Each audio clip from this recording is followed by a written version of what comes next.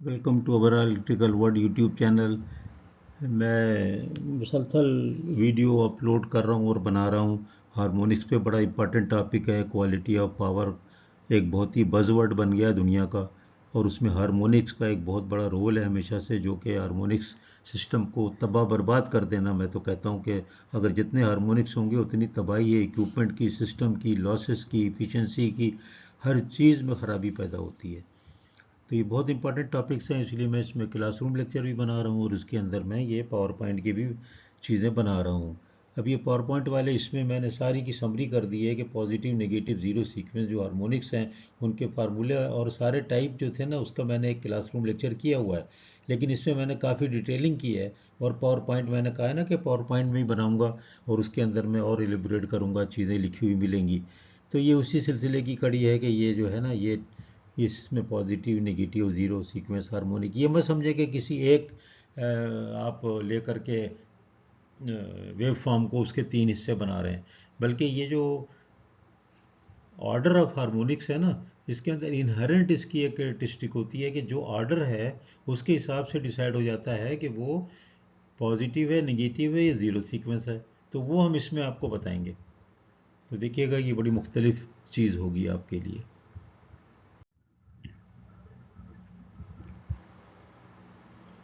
ये आपका पिछला लेक्चर है, पिछले यानी इंट्रोडक्शन में भी आपको ये मिलेगा, ये चीज़ आपको। और आप देखेंगे कि ये इंट्रोडक्शन जब आपने देखा होगा तो वहाँ से मैंने ले लिया। हर एक में मैं इंट्रो में ये वाली स्लाइड डाल रहा हूँ, ताकि जो भी नया भी हो ना उसको फ़ौरन पता लग जाए कि अच्छा हाँ, ये तो हमने पढ़ा हुआ है, तो आगे चला जाए, उसकी मर्ज़ी है। वरना फिर आराम से इसको भी देख ले कि ये क्या मतलब हारमोनिक्स का होता है। अब इसमें आप देखें कि ये हमने यहाँ पॉजिटिव हार्मोनिक्स की हेडिंग डाल दी और दो फार्मूले आपके सामने रख दिए। इन फार्मूलों में आप देखें तो आपको क्लियर नज़र आ रहा है कि ये फार्मूले मैंने सिर्फ इसलिए लिख दिए हैं कि दोनों फार्मूले में ये बात है, फार्मूले के अंदर, कि दोनों का रिज़ल्ट एक जैसा है, और उसी से डिसाइड हो रहा है कि ये पॉजिटिव सीक्वेंस है या नेगेटिव सीक्वेंस है। फार्मूले के बेस पे सारी चीज़ें आगे चलेंगी। देखिए, पॉजिटिव सीक्वेंस आपको पता है ना कि उसमें रेड येलो ब्लू या ABC जो होते हैं 120 डिग्री अपार्ट होते हैं, और एक जो बी या येलो है वो -120 मैंने लिख दिया और ब्लू को +120 लिख दिया। यानी दूसरी तरफ से, उल्टी तरफ से रेड से नापेंगे तो 120 होता है, और अगर माइनस करके लिखेंगे तो 240 भी लिख सकते हैं, बात एक ही है। इसको कहते हैं पॉजिटिव सीक्वेंस, जिसमें कि आर अगर को रेफरेंस लें तो येलो 120 डिग्री उसके बाद उसका पीक आता है, और जो ब्लू होता है उसका 240 डिग्री के बाद पीक वैल्यू आती है। ये इस तरह से आप वेक्टर डायग्राम बनाते हैं। एट ए टाइम ऐसा नहीं होता, बल्कि 120 डिग्री के फेज डिफरेंस होता है, और इनको जब आपस में सम अप करें तो सम इसका ज़ीरो होता है। और उसके ऊपर आप पावर सिस्टम में आपको पता है, अगर इसको आप कह रहे हैं पॉजिटिव को एंटी क्लॉकवाइज, तो निगेटिव क्लॉकवाइज हो जाएगा। ये डिपेंड करता है कि कौन क्या कह रहा है।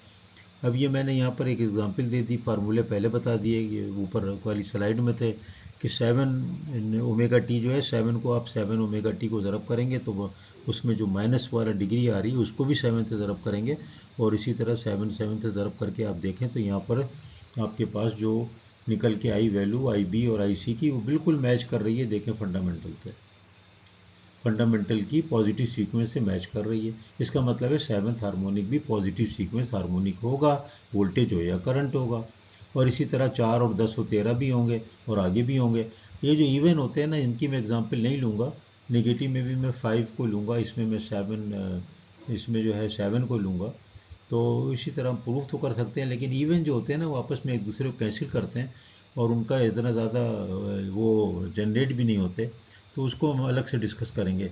यहाँ पर आप ज़्यादा कंसंट्रेट करा करें हमेशा, हारमोनिक्स की जब बात होगी 3 और 5 और 7 पे। ये हम इसको भी अलग डिस्कस करेंगे कि अगर 7 के बाद 11, 13, 20, 22, 23, उसको क्यों नहीं करेंगे, तो वो भी मैं एक अलग से वीडियो बनाऊंगा। तो बहरहाल इस बात को समझ लें कि ये जो है ना, ये बिल्कुल पॉजिटिव सीक्वेंस हो गया, क्योंकि इसकी जो इक्वेशन ये आ गई वो बिल्कुल मैच कर रही हैं। अब देखिए, ये नेगेटिव सीक्वेंस है, इसका फार्मूला 3n-1 है, उसका 3n+1 था। इसमें निकाला तो 2, 5, 8, 11 आगे भी आ जाएंगे। अब देखो, ये जो 5 है ना, इस पे कंसंट्रेट करना है, 2 पे नहीं। इवन वाले की वैल्यू नहीं होती, इवन इतना हार्मफुल नहीं है, कैंसिल करता है एक दूसरे को, इतना जनरेट भी नहीं होता। तो सबसे ज़्यादा इम्पॉर्टेंट है 357। ज़्यादातर मैंने यही एक जो लेक्चर है ना पावर पॉइंट वाला, उसको मैंने इनको रेड भी किया हुआ है। तो ये हो गया निगेटिव। अब प्रूव करना है निगेटिव, तो मैं क्या करूँगा, मैं 5 को ले लिया, 5 मल्टीपल वाली हार्मोनिक्स को ले लिया, फिफ्थ हार्मोनिक को 5 से ज़रब कर दिया। जवाब जो आया वो मैच कर रहा है निगेटिव से। निगेटिव में क्या है कि ब्लू में प्लस है और येलो में प्लस हो गया, और ब्लू में -240 की जगह +240 की जगह माइनस हो गया। तो ये देखें, ये हो गया रेड येलो ब्लू नहीं रहा, ये रेड ब्लू येलो हो गया। तो ये एंटी क्लॉकवाइज की जगह क्लॉकवाइज हो गया, रेड येलो ब्लू, और इसको हम कहते हैं नेगेटिव सीक्वेंस। और फिर ये भी, इसका भी सम जीरो होगा, और ये इस तरह बाकियों के लिए भी प्रूफ किया जा सकता है।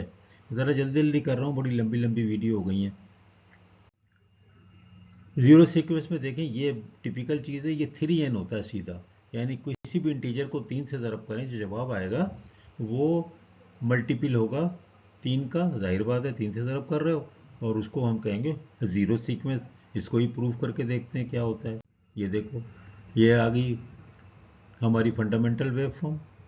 अब ज़ीरो सीक्वेंस जो है, ये देखें, ये यहाँ पर मैंने एक ये रेड लिखी, फिर इसको 3 से ज़रब किया तो ये यही जवाब आ गया, फिर इसको 3 से ज़रब किया तो यही जवाब आ गया। तो फंडामेंटल जो इक्वेशन होती है, उसका अगर ज़ीरो सीक्वेंस कंपोनेंट निकालते हैं तो देखिए तीनों जो है ना, ये बराबर आ गए, बराबर। इसका मतलब है कि ये जो फिफ्थ है, ये ज़ीरो सीक्वेंस इम्पीडेंस हो गया। तो इसको जो है आप ध्यान में रख लें कि 3 होते हैं, तीनों का प्रूफ हमने इसमें दे दिया है। ये रिकैप है, रिकैप आपको पता है मैंने हर एक में लगाया हुआ है। पिछली सारी जितनी भी चीज़ें हैं वो आपको यहीं मिल जाती हैं, तो आपको हैंडी हो जाता है, दोबारा रेफरेंस नहीं करना पड़ता, तो इसका बहुत फ़ायदा होता है। इसलिए मैंने यहाँ फोरियर सीरीज़ का मैंने इसलिए ये वाली भी स्लाइड डाल दी कि फोरियर सीरीज़ से कोई घबराए ना।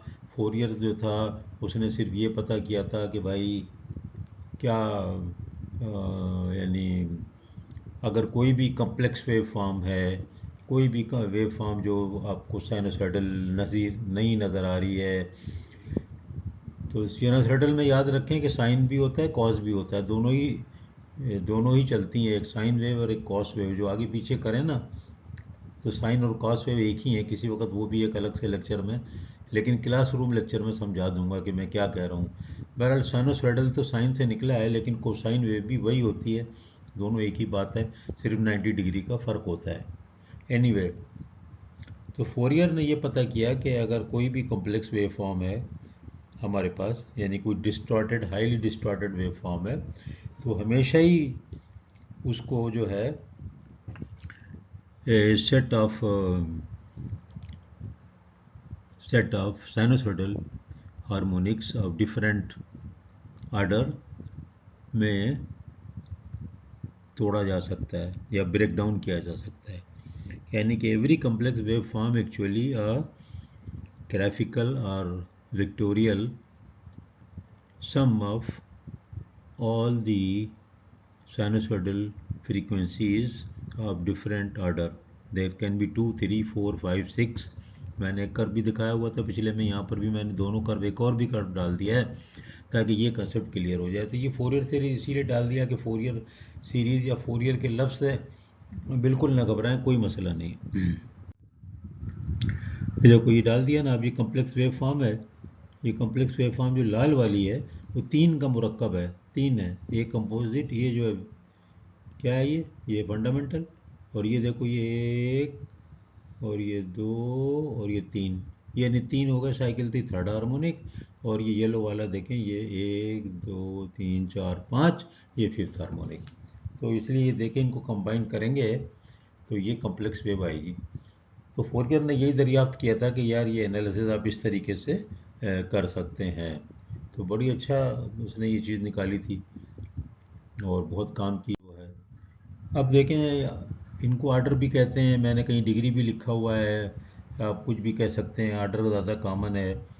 अब जो आपको पता ही है कि इवन हार्मोनिक जो है 2 4 6 8 10 12 2 का मल्टीपल है, तो मैंने यहाँ पर देखें फार्मूला लिख दिया, given by 2n where n is an integer, 1 2 3 4 5 6 उसमें रखते जाएं और उसको निकालते जाएं। और ये जो इवन हार्मोनिक्स हैं ये असल में बहुत ही इनका मैग्नीट्यूड कम होता है और इनको ज़्यादा एनालाइज करने की ज़रूरत नहीं पड़ती, इनका इम्पैक्ट भी कम होता है। और ये ट्रांसफार्मर जब एनर्जाइज करते हैं ना, वहाँ पर ये काफ़ी तादाद में होता है ये वाला। तो उस वक्त फिर उसको देखेंगे जब ट्रांसफार्मर को डील करेंगे। ऑर्डर में देखें मैंने फार्मूला लिख दिया 2n-1, n वही है, इंटीजर है, होल नंबर है, और आप उसको पुट करते जाएं 1 2 3 4 5 6 और आपके सामने सीरीज आ जाएगी। आगे चलते हैं। ट्रिपलिन, ये ज़रा देखें टेढ़ा है।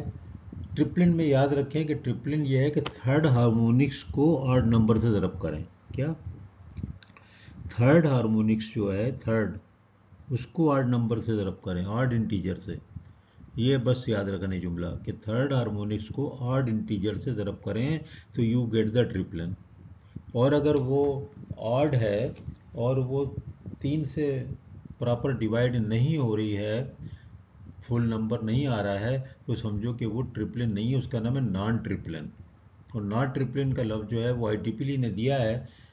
पहले ये बहुत पहले से ये नहीं था ट्रिपलिन में, बस ट्रिपलिन की ये डेफिनेशन थी कि थर्ड हार्मोनिक को ऑड इंटीजर से ज़रब करो और जो आएगा जवाब वो ट्रिपलिन है, जैसे 3 9 15 21 27।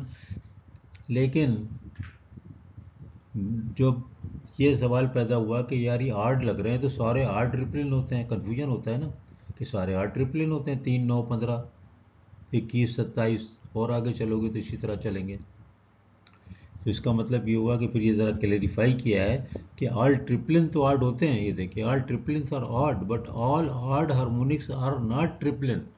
अब क्या मिसाल है, जैसे ऑड क्या है, 5 7 11 13 भी तो ऑड है ना भाई, ऑड है, लेकिन ये 3 का मल्टीपल नहीं है ना, 3 से डिविजिबल नहीं है। इसका मतलब ये है कि इसका नाम IEEE ने कर दिया नॉन ट्रिपलिन। तो ये बस ये थोड़ा सा याद रखेंगे तो बहुत काम आएगा इंशाल्लाह। अब देखिए ये how to find the type of harmonics, ये मैंने छोटी सी कैलकुलेशन कर दी है। जो भी आपको हार्मोनिक दी जाए उसको उन फार्मूले पे चेक करें। आर्ड को चेक करने के लिए आर्ड वाला फार्मूला लगाएं। इवन अगर आप कह रहे हैं इवन चेक करूंगा, अब देखो 86 में मैंने पहले इवन आर्ड चेक किया तो आ गया no whole number so does not fit odd harmonic. फिर मैंने चेक किया इसको इवन से तो ये 86 टू n और ये 86/2 आ गया, n43 तो होल नंबर आ गया, सो ये इवन हार्मोनिक हो गया 86। तो ये आसान लग रहा है, बहुत आसान है, लेकिन जब ट्रिपलिन में आएंगे ना, ट्रिपलिन वाले में आप देखेंगे और पॉजिटिव नेगेटिव जीरो सीक्वेंस को भी जब आप पहचानने की बात होगी ना तो वहाँ थोड़ा सा कन्फ्यूजन पैदा होता है। तो ये जो मैंने फार्मूले लिखे हैं ना ये बड़े इंपॉर्टेंट हैं। फार्मूले जो है हर जगह हर किताब में नहीं है, लेकिन फिर भी होते हैं, ज़ाहिर है मैंने कोई ईजाद तो नहीं किए हैं। ये मैथ के फार्मूले, ये सीरीज़ होती है, सीरीज़ को कोई भी सीरीज़ दी जाए तो उससे फार्मूला निकाला जाता है। ये 9 10th 8 9 10th क्लास में जो मैं मैथ पढ़ाता हूँ तो वहाँ पर ये बहुत क्वेश्चंस आते हैं। और इसके कोई भी सीरीज़ है आप देखते नहीं है, ये जो होते हैं मैथमेटिक्स रिडल होती हैं उससे भी नंबर दिए होते हैं, पैटर्न दिए होते हैं और उसमें लिखा होता है कि आगे के नंबर बताएं।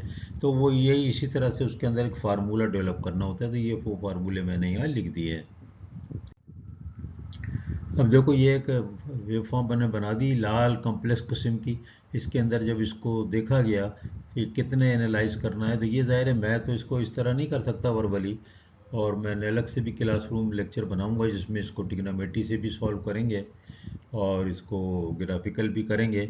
लेकिन ज़ाहिर है कि ये जो है मैंने नेट से ली है और ये एनालाइज करते हैं इसको मैथमेटिकली और ग्राफिकली, तो ज़ाहिर इंस्ट्रूमेंट से करते हैं, सॉफ्टवेयर के ज़रिए कर लेते हैं। और फिर उसमें ये मैंने इसलिए यहाँ पर दिखा दिए कि देखें इसके अंदर लाल वाली के अंदर 4 हैं, एक फंडामेंटल है, एक फिफ्थ है, एक सेवन्थ है और एक थर्ड है। तो 4 को मिला करके ये एक मैरून कलर की जो बनी है डिस्टॉर्टेड वेव फॉर्म, उससे 4 वेव फॉर्म है। ये मैंने यहाँ रिपीट कर दिया कि आपको फिर पता हो जाए कि किस इंस्ट्रूमेंट्स में किस इक्विपमेंट में कौन कौन सी जनरेट होती हैं। ये मैंने आपको कहा था, मैं हरा लाल और ये ब्लैक वगैरह जो किया है इसके मुतालिक अलग से बात करूंगा, अलग लेक्चर में करूंगा, अभी नहीं कर रहा मैं, कन्फ्यूजन हो जाएगा। अब ये रिपीट कर दिया यहाँ पे दोबारा, इसको बात नहीं कर रहा मैं, आप लोग पढ़ने के लिए आपके लीनियर नॉन लीनियर लोड का डेफिनेशन है इसमें। सिंपल लीनियर जो है ओम्स लॉ फॉलो करता है, नॉन लीनियर फॉलो नहीं करता है, ये कैरेक्टरिस्टिक्स है। तो आप ये रोक करके देख तो सकते हैं, तो इसमें टाइम नहीं ज़ाया करूँगा। ये मैंने नॉन लीनियर लोड की आपको सारी इक्विपमेंट और डिवाइसेस और सारे अप्लाइंसेस यहाँ पे लिखती हैं पहले की तरह। तो आप पिछले पे नहीं जाना पड़ेगा। तो इस तरह मैंने ये चीज़ें की हैं यहाँ पर। तो बहुत बहुत शुक्रिया। आप ये शेयर करें लोगों से। इंशाल्लाह आप देखेंगे कि हार्मोनिक्स में बहुत अच्छी तरह आप लोगों को समझा दूंगा, बहुत आसान तरीके से समझाऊंगा। और क्लासरूम और ये पावर पॉइंट को जब आप मिला के देखेंगे तो आपको चीज़ें बहुत आसानी से समझ में आ जाएंगी। तो शेयर कर दें लोगों के साथ। नए इंजीनियरों को ज़रूर बताएं, उनको ज़रूर वास्ता पड़ेगा। और देखें बहुत सी चीज़ें होती हैं। अभी भी कल भी मुझे स्टूडेंट का एक का फ़ोन आया था और वो कोई काम कर रहे हैं और कोई एनालिसिस था टेस्ट का, तो वो मशवरे कर रहे थे। तो मुझे भी अच्छा लगता है, मज़ा आता है और मुझे मेरी नॉलेज में भी इजाफा होता है। जो टेस्ट बाहर करते हैं बहुत से लोग यहाँ पर नहीं भी होते हैं या मैंने नहीं किया होता। तो मुझे, अगर आपको भी फील्ड में कभी कोई टेस्ट हो ट्रांसफार्मर का किसी चीज़ का और आपको कोई इसमें ऐसी चीज़ हो तो शेयर कर लिया करें, मुझे बता दिया करें। और ईमेल भी है मेरा इसमें दिया हुआ आपको हर जगह। बहुत शुक्रिया।